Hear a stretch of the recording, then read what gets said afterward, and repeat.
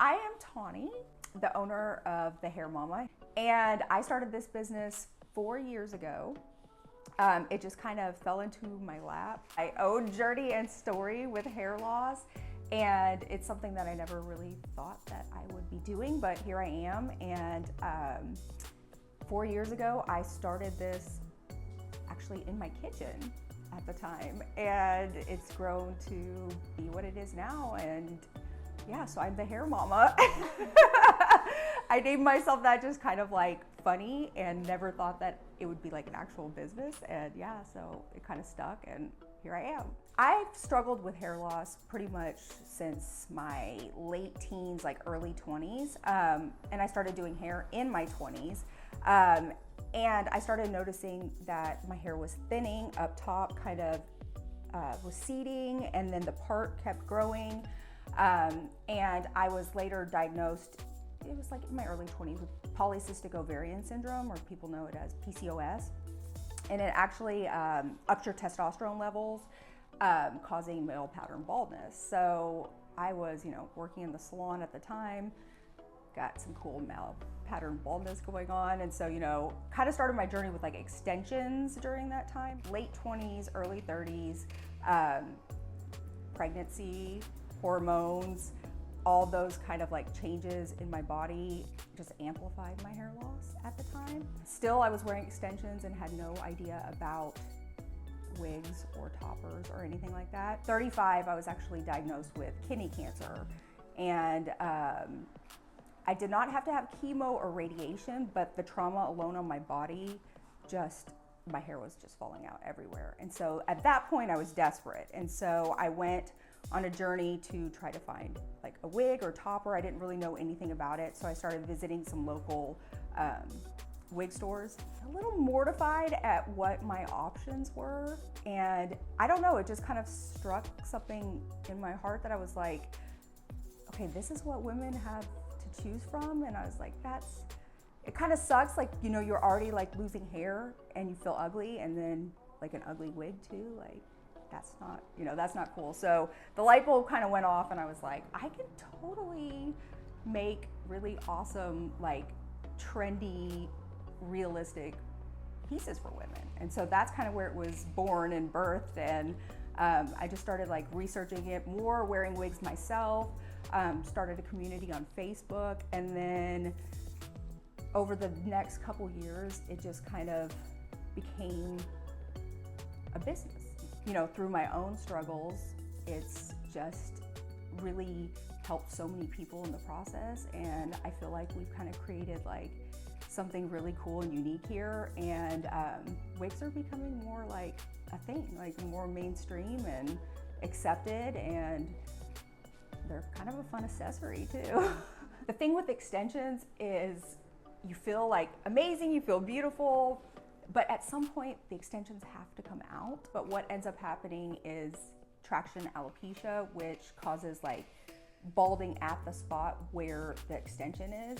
And so being an extension specialist in the salon, it's hard because you have to tell your clients to take a break from those, because if you get enough traction alopecia, like sometimes that hair doesn't come back. Well, the first thing I transitioned into was toppers. But for me, the topper only lasted so long. Like the wig to me is easier because it's literally like putting on a hat, and it always looks good, and I can choose whatever color I want for the day, whatever piece that I want, and I just throw it on and go. For me, wigs just it was a no-brainer for me. And to be able to like wear different colors and different, styles, and short, and because like a lot of people want to cut their hair short into like one of those cute bobs, but we don't do it because then what happens if we hate it? But like with wigs, like you can have your short bob. So for me, it was easiest to kind of come out on social media and like out myself as like, I have hair loss, and you're gonna see me in wigs, and I'm gonna rock them, and y'all are gonna be jealous. And I just felt like that approach made it easier for me if I just told people like, hey, I'm balding and I'm gonna wear wigs.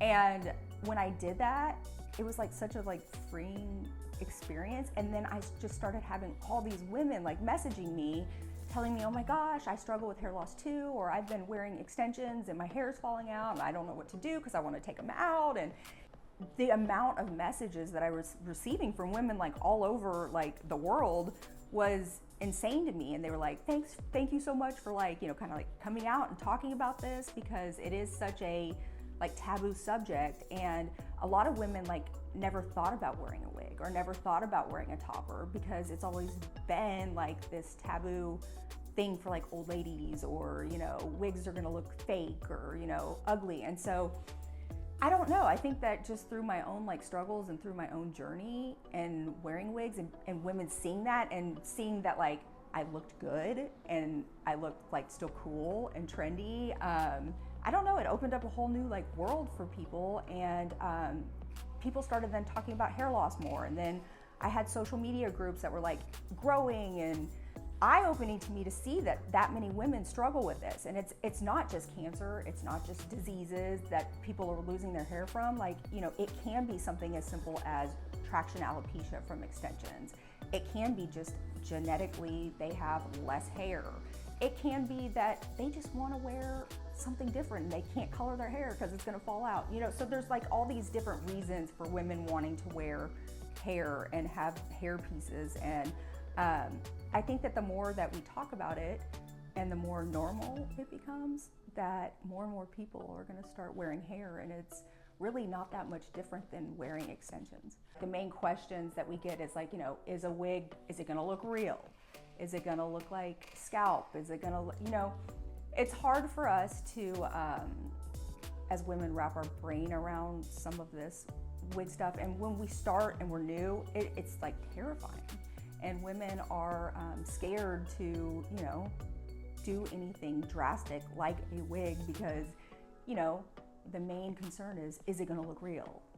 My main goal with my social media groups were to just get education to these women about what, you know, all the different hair loss types, what the options were, what a topper is, what a wig is, and just educating those women on, and I would do it through like my own pieces, and I would get ready in the morning and show them how I put on my wig or how I put on my topper, or, you know, with my makeup, and just educating the women about all of this first and foremost was the most important thing, because it is a scary thing and there's a lot that goes into it. It's not like you just go and buy a wig and like that's it. So I mean, we get all sorts of questions all day long, but I would say like the main thing is like, is it gonna look like my hair? Is it gonna look like, you know, real? Are people gonna know I'm wearing a wig? I think that that's always gonna be the main question. The answer can always be yes, it will look like your hair, it will look amazing, because yeah, it's scary to be like me. Like, I get that. Like, not everybody is gonna be as open, and you know, I was kind of like excited about it. I was excited to wear them, but then I was like mostly excited to like share it with others. What's the worst case scenario? Okay, we're already not happy with how we look. I mean, some women don't leave the house. You know, some women stay at home. They don't go out to dinner. They don't go out with their significant others. They don't go to their kids' baseball games, and like, because of the hair loss. And so to me, I just try to encourage women, okay, what's the worst that's gonna happen? Okay, you're scared about going out with no hair. Okay, you walk out with a wig, what's the worst that's gonna happen? Somebody's gonna come up to you and tell you you have amazing hair. I have never, in the years of wearing wigs, I have never had anybody ask me if I was wearing a wig, ever. I always have women that are like, oh my God, I love your hair. Who does your hair? Can I have your hairdresser's name? And of course, who I am, I'm like, oh, it's a wig, let me show you. And I know that, you know, most women are not going to do that, but I encourage people, like, the first time that you wear a wig, like, baby steps, okay? Wear it around the house for a few hours, you know, get used to it. Go to the grocery store. If you have to go to a grocery store across town where nobody's gonna know you, go to the grocery store, walk around the grocery store for like an hour and just get used to wearing it. But I think that the biggest fear is that somebody is going to call you out on having a wig on. And I can promise you that nobody does that. Most people are way too concerned with themselves in their own appearance and their own flaws of what's going on their face or their hair, that they're not even looking at that. That's why we like to work with women like one-on-one too. It's not just about like selling a wig, it's about the education. It's about the community too, because I think we have like 30,000 people in our group now on social media. And I think just the community alone, and when we share with other women and share and share and share and we keep sharing, then it becomes like a normal thing.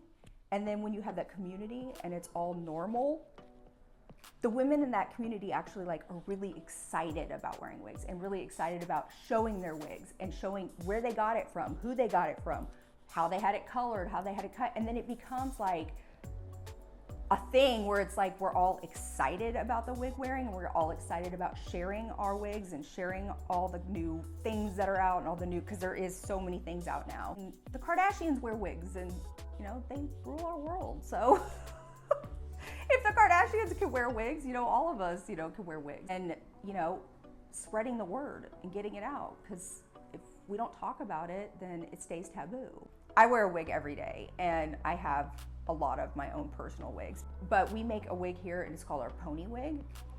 And it's one of my favorites because the cap just fits me, first of all, like a glove. It's lined with like the silicone, so it's like nice and like, it kind of like suctions just a little bit to your hairline and your skin, so it makes it nice and comfortable. And then the beauty of it is you can pull it up. And most wigs you can always pull like mid, but the pony one you can actually like pull up more. And so I really enjoy that one. My other favorite, which is one that I'm wearing right now, is our Shishi line. And the Shishi has like all the beautiful, like we do all the beautiful like balayage colors and ombre colors. So they're all the fashion forward colors and they're all like the mermaid hair, you know, really long. Those are my favorite, probably the Shishis. So I wanted to have a line that specifically catered to fashion forward, because I would say the majority of women gravitate to the long hair. I don't know what it is, like when we lose our hair especially, it's like the first thing we want to do is we want to put on a like mermaid wig.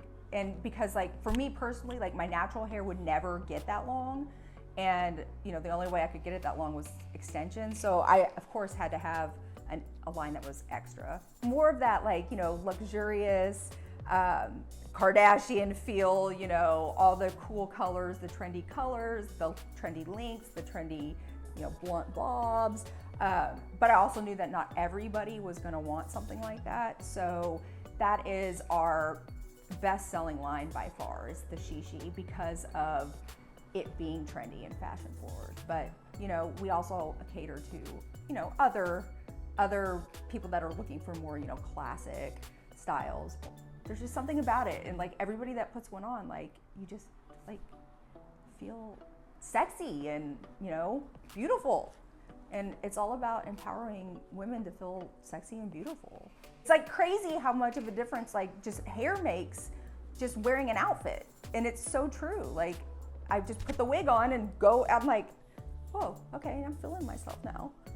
Hair is everything. It is. It's everything. And when you take it away from us, like that's our crown. Like that's our beauty. Like that's how we feel just comfortable in our own skin. So when you take it away from us, it's like, this isn't gonna work. You know, we gotta find something. So I'm happy to be able to like provide and cater to women everywhere that need this. It's life-changing. I mean, it is. It changed my life and it changes everybody's life that walks into the Hair Mama. We have Instagram, we have TikTok, we have, and I believe it's all under the Hair Mama. We have our groups on social media, which is, that one's actually Hair Loss Sisters, but thehairmama.com. Pretty much every one of us that works here that like sells wigs or talks to clients, like we all have hair loss, from like completely bald with alopecia to autoimmune disorders. We all suffer from hair loss and we all wear wigs daily. And I think that that's also like a huge deal here at the Hair Mama, is that we get it and we relate and we all have our own story. And so women trust us immediately because they know that we live this daily. And so I think that that's huge, especially for somebody new coming into the community. It's not just about one person or one product or one wig line or, one company. It's about the community, and that's what, I don't know, that's what just makes our business work so great, I think. We're kind of a niche business here because we do custom colors, cuts. So women can buy, one of our just wigs off of the site. If they want to cut it, we can cut bangs into it. We can, cut the lace for them. My mom's a seamstress, and she's an amazing seamstress, and that's rare. Like, she's like old school, like seamstress, like would bead gowns one at a time, beads. So she's able to take in and alter the caps, adjust the caps, especially for like people like me that have really tiny heads. She can tailor that to everybody's specific need, and that's one thing that we do that like sticks out from a lot of other companies. We have women that send in wigs from other companies. We call them wig makeovers, and they can send us their inspiration pictures, and we will cut and color and style them exactly to their inspiration photos. I have some amazing stylists here. We do kids, we do, everything is custom. Everything is very custom here and personal, so you're never gonna find the same wig twice. We can recreate things, but as far as our website, it's all individual pieces that are, custom and unique. So that's kind of what's cool about the Hair Mamas. Like, you're not gonna usually get the same piece twice. Women come in with their specifics, and most women that are going through chemo or anything like that, like the main thing is they want it to look like their hair did. And so we're able to take a picture from, of them personally, of their hair, and recreate that for them. First piece of advice is to find the community, find the place where you can plug in and just learn about wigs, learn about toppers, learn about hair wear. There's so many different options. There's synthetic options, human hair options, you name it, like there's so many different things. So I think the first piece of advice would be to get plugged into some type of community or some type of support, because typically most women are dealing with some kind of emotional or mental struggle with this, and being able to take the next step into even wearing a piece often comes with like a healing journey too, and getting to the place of being okay with wearing a piece. And I feel like until you're there mentally and emotionally, you're always going to find something wrong with a piece, because it is never going to be your hair. It's never going to be growing out of your scalp. But having the community, seeing other women wearing pieces from different companies, different, being able to see that and see that women daily are finding these pieces that are changing their lives is the first step, okay? Because you're getting plugged in, learning the education, and then building a trust within a community to know even where to start looking for a wig. And then my second piece of advice would be a consultation is usually a huge deal. I think a lot of people skip the consultation part because whether it be for, they can't afford it, or, they're just scared to talk to somebody. But having that one-on-one with somebody that's already experienced at wearing wigs and knows about wigs, we can steer you into the proper wig. And so it kind of takes the guesswork out. Instead of going out and having to buy all these wigs, it gets expensive. And that's what I did in the beginning. I didn't know what I was doing. I went out and I bought all these pieces, and I hated them all. But if I would have been able to sit and talk to somebody, even just virtually on the phone, text message, whatever, then I feel like I would have easily gotten into the right piece from the get-go. So that would be my other main piece of advice. And then I guess like my last piece of advice would just be confident. Confidence is huge, like be okay with change. Be okay with putting yourself out there and trying something different. Even if it just takes baby steps, it is life-changing. And we see women walk in here every day that are just like defeated by this and leave with new hair, and like we can literally watch them walk out to their car in the parking lot, and it's like almost like the world has been lifted off their shoulders and they're just a completely new person. And it's just amazing to see how life-changing wearing a wig can be. It's crazy, and I don't think enough people realize that. And I just want every woman that struggles with this to have that feeling, because it is the best feeling to feel confident and beautiful in your own skin. Like, it's so important. So that's my 2 cents on all that.